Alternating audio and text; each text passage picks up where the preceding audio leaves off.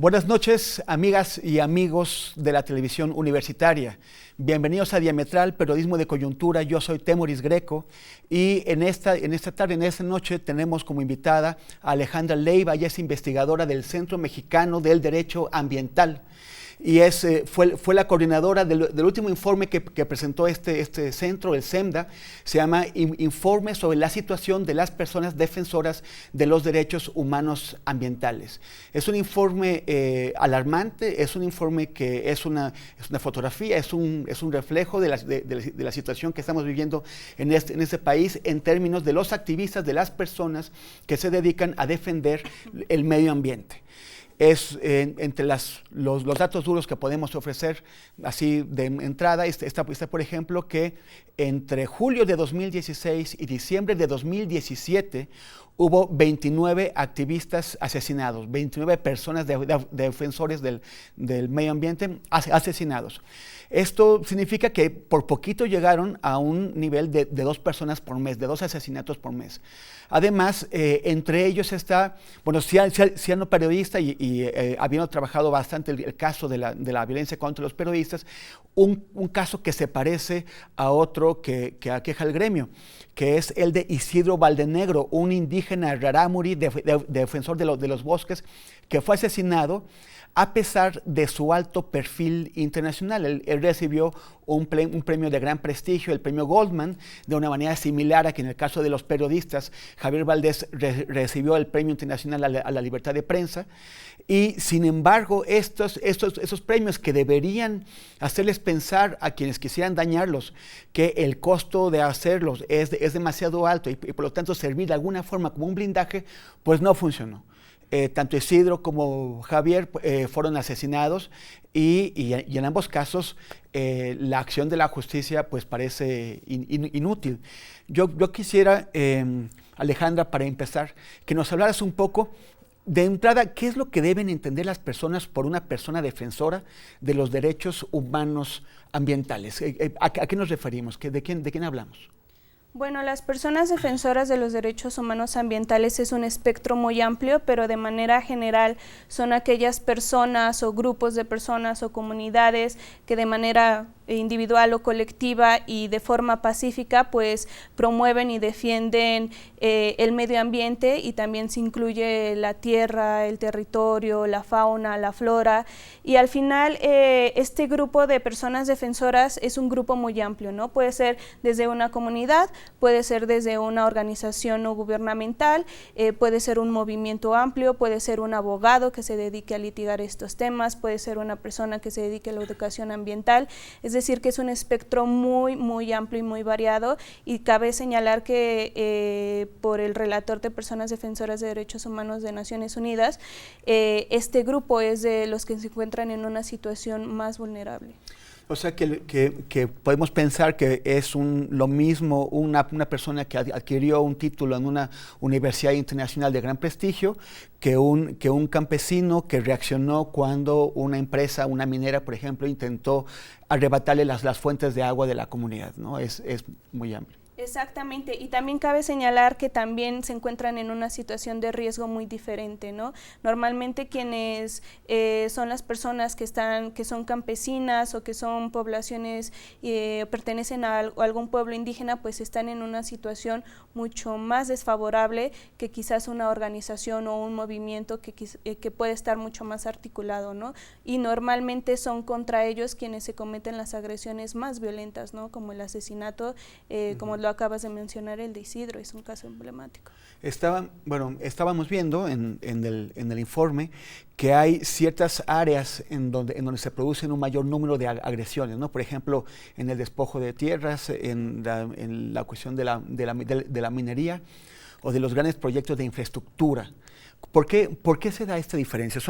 ¿Es solamente que hay más casos de uno o de otro, o existe una mayor proclividad a actuar con violencia cuando perteneces a una gran empresa, o cómo es eso?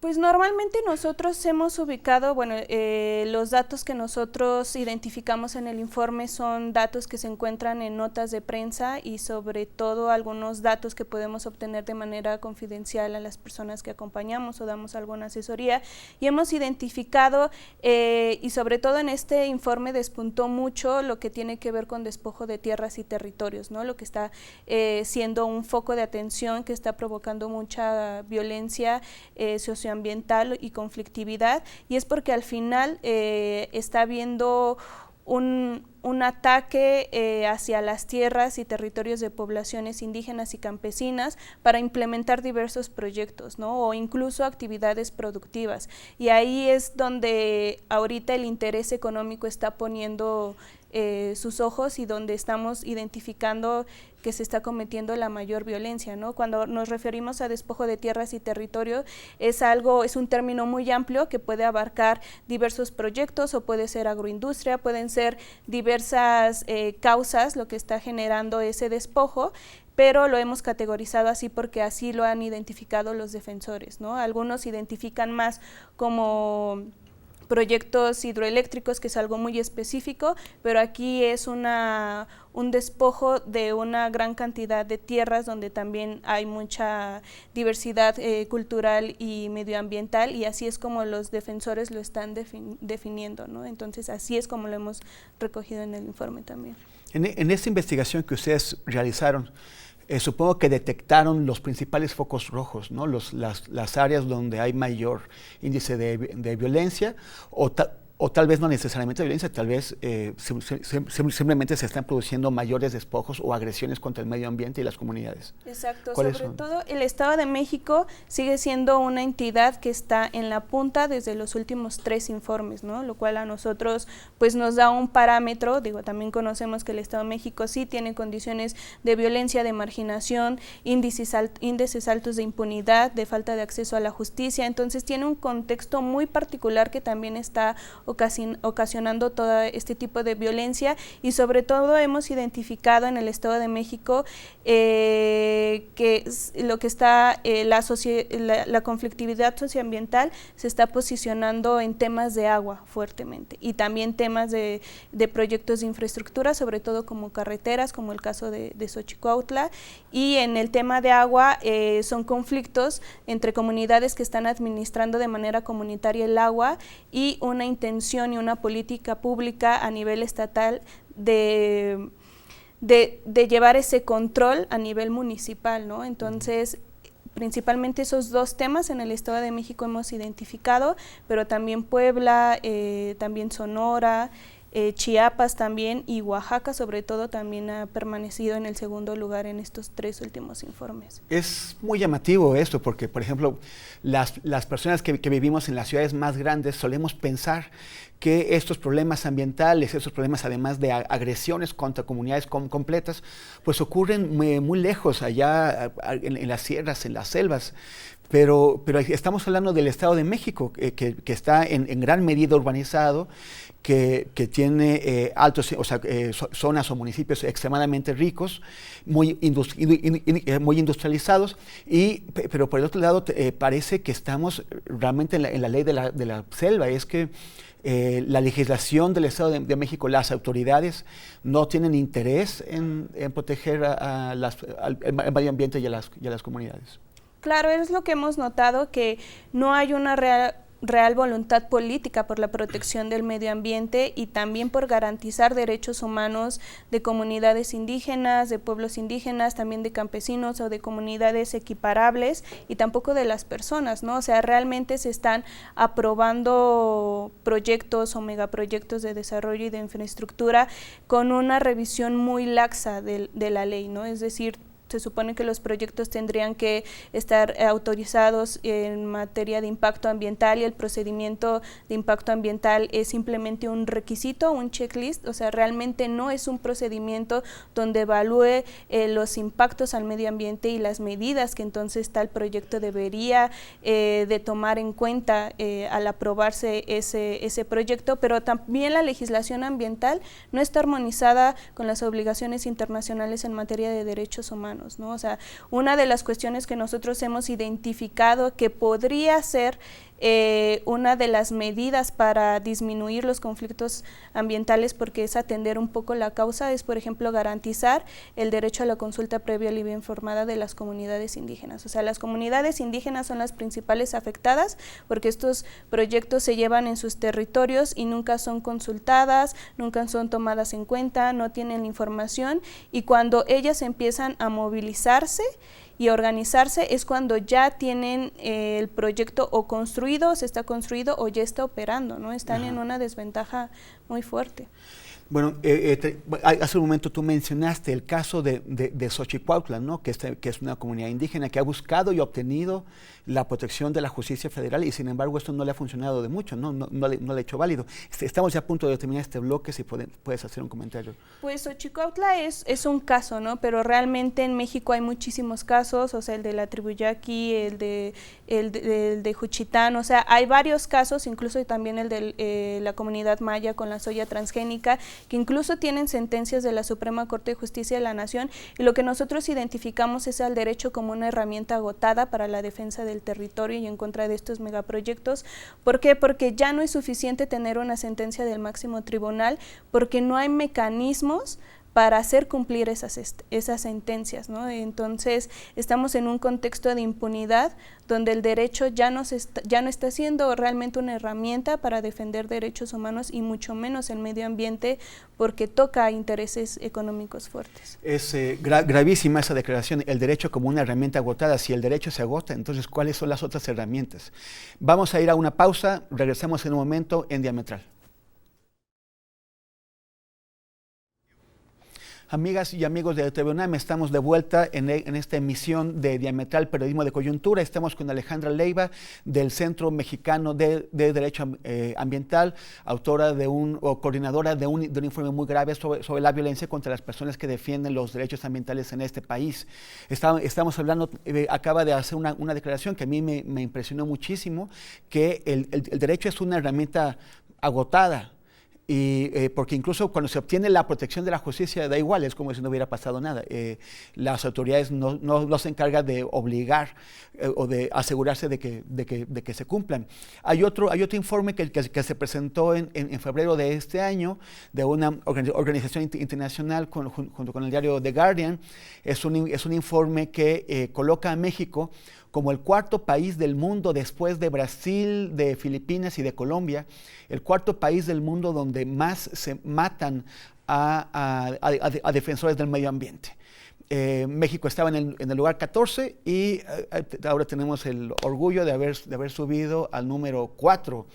¿Qué es lo que está pasando? ¿Por qué no hay atención? O sea, por ejemplo, en las campañas que tuvimos, en las campañas electorales, no parece que los candidatos ni presidenciales, ni a gobernador, ni a legisladores hayan estado muy preocupados por este asunto de la defensa del medio ambiente y en particular de las agresiones que sufren las personas que defienden el medio ambiente. Claro. Pues de manera general creo que la agenda ambiental siempre ha sido un tema muy relegado, y también el tema de violencia contra personas defensoras de derechos humanos en general en México, ¿no? Porque está siendo un tema muy fuerte, no solamente los defensores del medio ambiente están siendo atacados, asesinados, sino también personas que defienden otro tipo de derechos civiles y políticos, los familiares de personas que han desaparecido. Bueno, es un gran tema la defensa de derechos humanos aquí en México, pero claro, ¿no? En el tema de medio ambiente pues nos preocupa demasiado porque el índice de homicidios ha subido dramáticamente en 2016, 2017. También el informe de Global Witness pues nos deja un poco desconcertados ante esta situación, y sobre todo porque en cada asesinato no está habiendo una investigación exhaustiva, no está habiendo una debida diligencia por parte de las autoridades, no está habiendo ni siquiera un reconocimiento a la defensa, y yo creo que de ahí partimos como uno de los principales problemas, ¿no?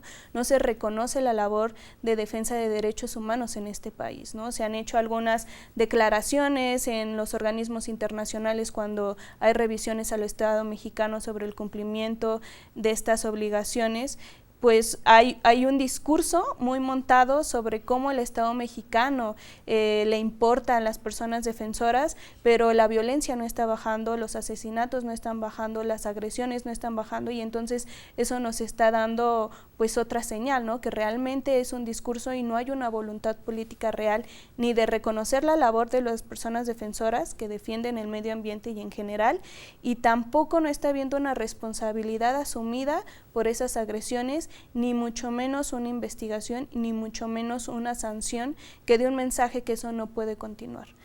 Como ejemplo podemos tener, o sea, podemos ofrecerle al público el de Isidro Valdenegro, o sea, qué es lo que pasó ahí, y qué es lo que ha pasado con el proceso de investigación, con la intención de llevar a los responsables a la justicia.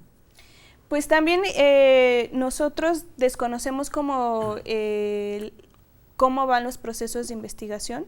Realmente es algo al que muy pocas veces podemos acceder, incluso en la investigación de este informe ha sido como un tema que hemos querido explorar, o sea, al final de todas las agresiones que se cometen, desde las amenazas, desde el hostigamiento, desde el asesinato, bueno, ¿qué está haciendo la Procuraduría General y las Procuradurías estatales ante esto, ¿no? Al final ellos tienen una participación, por lo menos la PGR tiene una participación en el mecanismo de protección de personas defensoras y periodistas, y tendría que ser la parte activa en materia de investigación.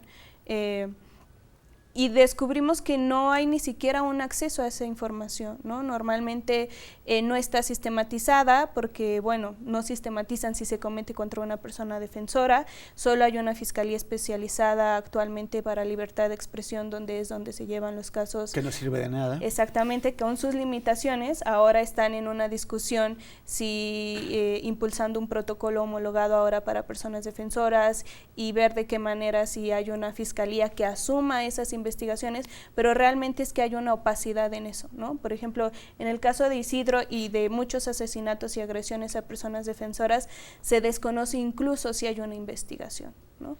O sea, no saben si alguien se ha puesto a averiguar qué es lo que pasó. Sí, o sea, en el caso de Isidro seguramente hay una investigación. Nosotros desde el Centro Mexicano desconocemos cómo está actualmente esa investigación. Lo que sí sabemos es que hay una falta de información y una falta de transparencia desde las procuradurías para informar eso en las acciones, ¿no? Tanto a la sociedad como también en los organismos internacionales, cuando por procedimientos especiales o los relatores hacen cuestionamientos fuertes al Estado mexicano, ¿no? Incluso relatores que antes no se involucraban en estos temas se están involucrando, ¿no? El Comité de Derechos Económicos, Sociales y Culturales fue un punto muy álgido de su preocupación a preguntar al Estado mexicano, y el Estado mexicano solamente se limitó a hablar del mecanismo como la única medida reactiva, que aparte tiene muchas limitaciones y que no está resolviendo el problema de fondo, y que la situación de violencia no está bajando, ¿no? Al contrario, se está incrementando y no está habiendo una respuesta contundente. Ahora, en esos crímenes ambientales que se cometen, las víctimas no son solamente los defensores, sino las comunidades mismas, ¿no? Hace unos meses estuvimos en el río Sonora, en donde hay una situación en la que, bueno, derivada de un derrame tóxico gravísimo que privó, y eso es una cosa que se conoce poco. Yo nací en Hermosillo, cuando yo era chiquillo, tomábamos el agua de una presa que está al lado, que se llama Abelardo Rodríguez, y ahora esa presa ha sido inútil. O sea, la principal fuente de agua de la capital de un estado ha sido destruida por la negligencia de una empresa de Grupo México. Sin embargo, bueno, ahora Hermosillo tiene que traer su agua del valle del río Yaqui, muy lejos, despojando a comunidades de allá, creando un problema interregional grave.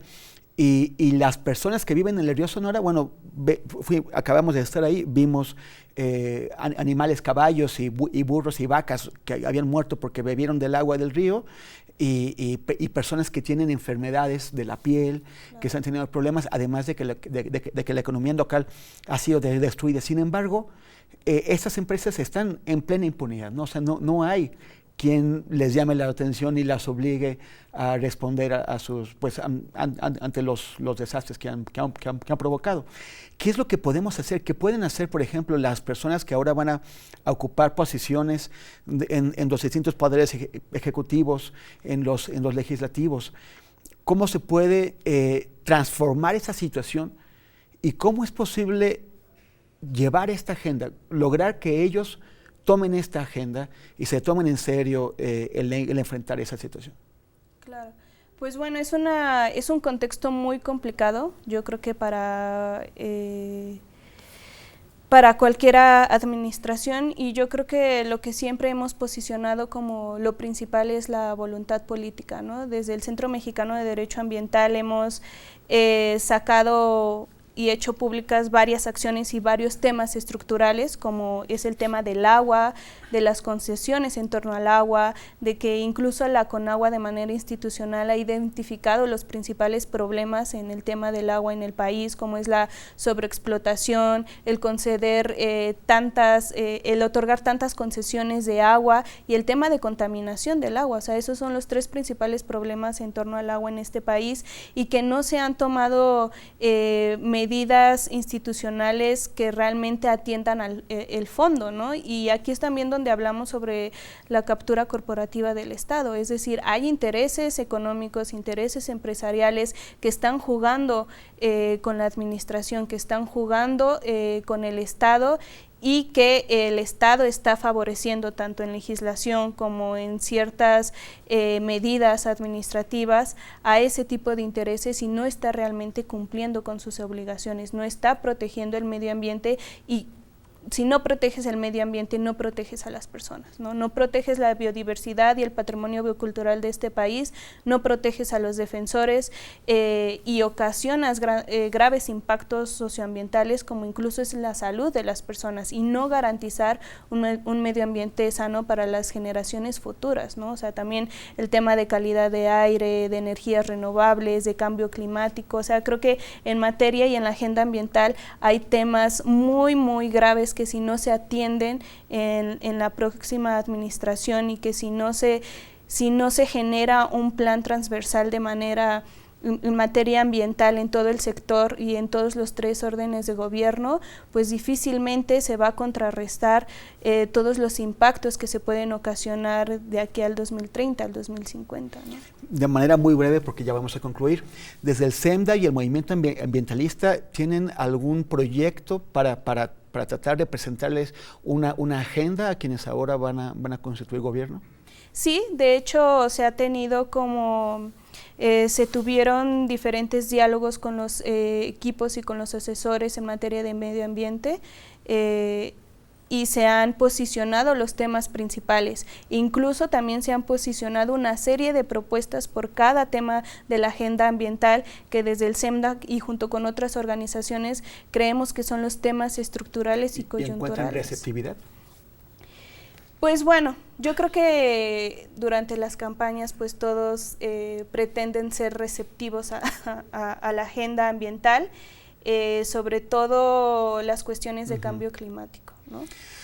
Pues bueno, pues así está la situación. Una cosa son las campañas, ahora veremos si realmente hay intenciones entre legisladores y nuevos gobernantes de enfrentar la emergencia ambiental que vive México, ¿no? en agua y en tantos otros ámbitos. Este es Diametral, periodismo de coyuntura. Estuvimos con Alejandra Leiva del Centro Mexicano de Derecho Ambiental. Yo soy Temoris Greco. Nos vemos el próximo sábado. Seguimos trabajando sobre esta serie de grupos bajo ataque, bajo acoso.